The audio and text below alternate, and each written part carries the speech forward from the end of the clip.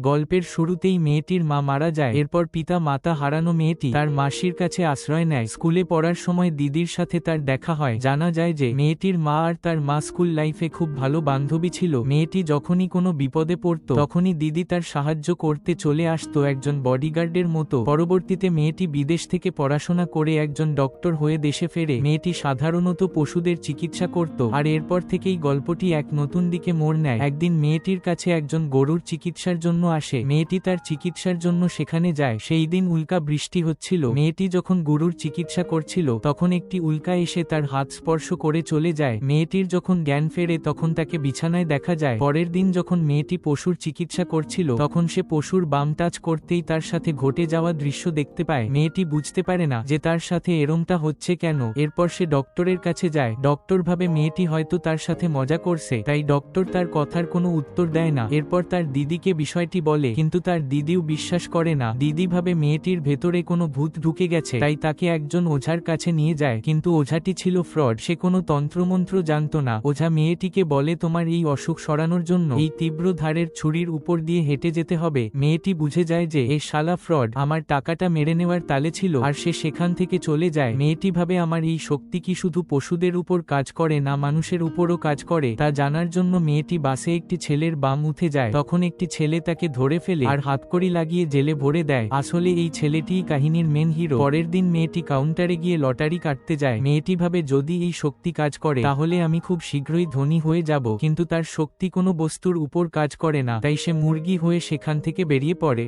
তো বন্ধুরা, গল্পটি কেমন লেগেছে তা একটি কমেন্টের মাধ্যমে জানিও।